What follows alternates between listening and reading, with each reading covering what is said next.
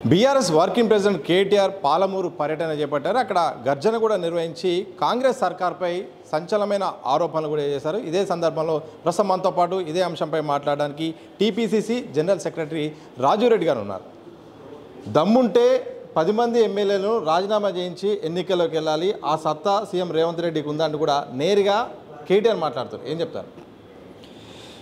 ఇప్పుడు ఆ మాట అన్నప్పుడు కేటీఆర్ ఒక మాట అన్నాడు, నువ్వు మొగాడివైతే అని చెప్పి.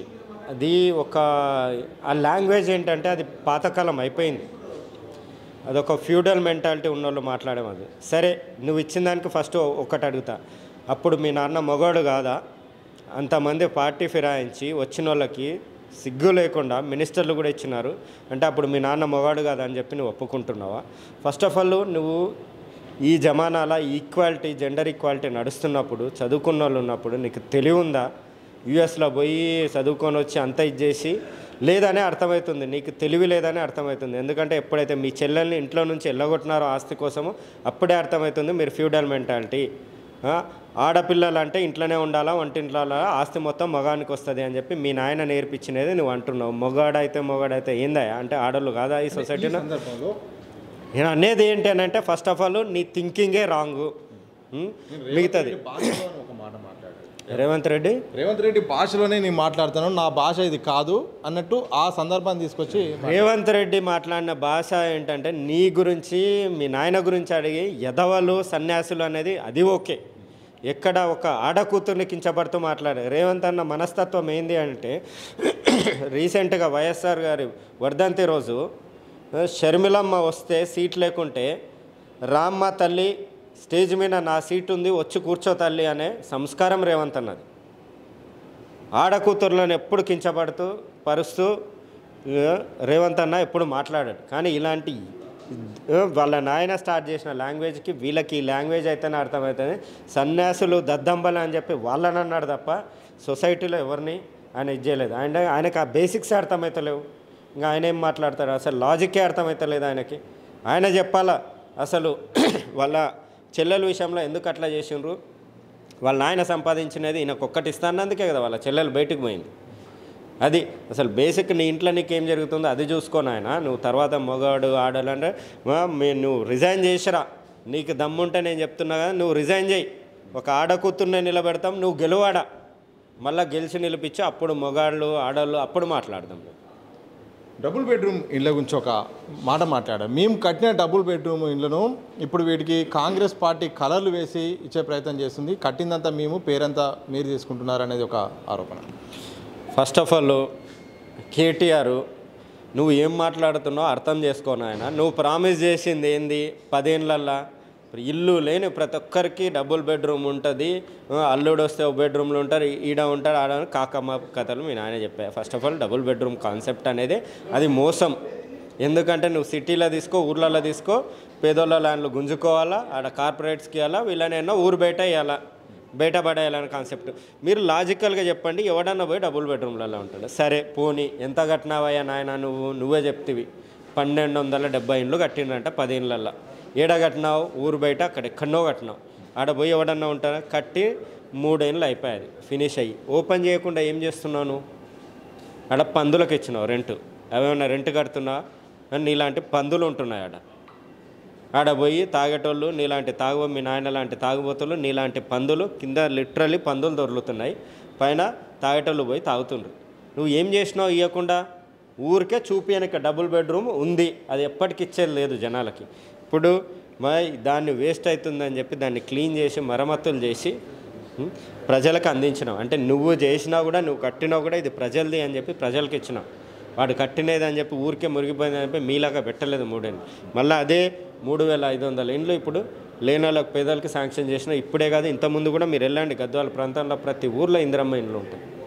సో కేటీఆర్కి కామన్ సెన్స్ లేదు, మతి స్థిమితము కరెక్ట్ లేదనేది అక్కడ అర్థం. వాడు స్క్రిప్ట్ ఇచ్చిండు, కనీసం నీకు అర్థం కావాలి కదా. నువ్వు ఓపెన్ చేయనందుకే కదా మేము చేసింది. నువ్వు మళ్ళీ ఏంటంటే అది ఓపెన్ చేస్తే మళ్ళీ కట్టియాల్సి వస్తుంది. ఎందుకంటే అన్ని వేల మందికి నీకు వస్తుంది అని ఆశ. ఒక్క బెడ్రూమ్కి 1000 మందిని ఆశ చూపించడం, 100 మందిని ఆశ చూపి అంటే ఇచ్చేస్తే అయిపోతుంది కదా. బండారం బయట పడుతుంది కదా, అందుకు ఇవ్వకుండా అట్లా పెట్టుకున్నాడు. అది బయట పెడతారనే ఇది మీకు అర్థమవుతుంది ఆ లాజిక్. అది కేటీఆర్ తెలివితేటలు. గద్వాల ఎమ్మెల్యేపై కూడా ఆయన ఒక కీలకమైన వ్యాఖ్యలు చేశారు. గద్వాల ఎమ్మెల్యే ఏ పార్టీలో చెప్పాలి, స్పీకర్కి ఒక మాట చెప్తుండు, బయట ఒక మాట చెప్తున్నాడు, ఆ కండు ఒకటి కప్పుకుంటుండు. అసలు దానికి క్వశ్చన్ కాంగ్రెస్ పార్టీ క్లారిటీ ఇవ్వాలని చెప్తున్నారు. ఒక కాంగ్రెస్ పార్టీ ప్రధాన కార్యదర్శిగా ఈ అంశానికి ఏం క్లారిటీ ఇస్తారు? ఇప్పుడు బండ్ల కృష్ణమోహన్ రెడ్డి గారు క్లియర్గా ఆయన స్టాండ్ చెప్తున్నాడు. ఒక్కటైతే అర్థమవుతుంది, నాకు అర్థమైనది బయట నుంచి. ఆయన అది కోర్టు పరిధిలో ఉంది, స్పీకర్ పరిధిలో ఉంది, పెద్దలు నిర్ణయం తీసుకుంటారు పార్టీ పరిధి అని నాకు మాత్రం ఒకటి అర్థమవుతుంది. బండ్ల కృష్ణమోహన్ రెడ్డికి గద్వాల ప్రజలకి మాత్రం బీఆర్ఎస్ టీఆర్ఎస్ గవర్నమెంట్ తీరని అన్యాయం చేసింది. ఫస్ట్ 5 సంవత్సరాలు ఆయన ఓడిపోయిండని చెప్పి ఏమీ అభివృద్ధి చేయలేదు. సెకండ్ గెలిచినామో ఏదో చేస్తారు అని అంటే వాళ్ళ ఎవరైతే టేకేదారు ఉన్నాడో ఆ నిరంజన్ రెడ్డి అనే ఒక దుర్మార్గుడు అక్కడ మినిస్టర్ అయ్యి గద్వాలకి ఏ నిధులు రానియకుండా ఆయనను బతకనీయకుండా చేసిండు. కనీసం అంటే మరి ఫోన్ ట్యాపింగ్లో అవన్నీ పక్కన పెట్టి ఏమేమి ఇబ్బంది పడ్డదంటే డైరెక్ట్గా మాకు లైవ్గా తెలిసి ఏమి అభివృద్ధి అనేది టీఆర్ఎస్ గవర్నమెంట్లో ఏమీ జరగలేదు. శంకుస్థాపన చేసినట్టు కూడా ఏమీ చేయలేదు. సో కనీసం ఇప్పుడు మళ్ళా ప్రజలు నన్ను గెలిపించిండ్రు. వాళ్ళు ఎలాగో అసలు ఆ టైంలో సీఎంని కలిసే పరిస్థితి లేదు, ఎమ్మెల్యేకి చిన్న దూరాన్ని కలిసే పరిస్థితి లేదు, పెద్ద దూరం కలిసేది. ఈ నిరంజన్ రెడ్డి ఏమో ఈయన తొక్కడమే తప్ప వాళ్ళ రాజకీయంగా ఉన్న వాళ్ళ డిఫరెన్సెస్ వల్ల ఆయన ఇబ్బంది పడ్డది మాత్రం తెలుస్తుంది. ఆయనకు ఒకటే అర్థమైంది, మళ్ళీ ప్రజలు గెలిపించిండ్రు, మళ్ళీ నేను పోటీ చేయాలా గెలవాలా ప్రజల్లో తిరగాలంటే ఏదో ఒకటి ఎవరిదో ఒకరి దగ్గరికి వెళ్ళి పని చేయించుకోవాలా.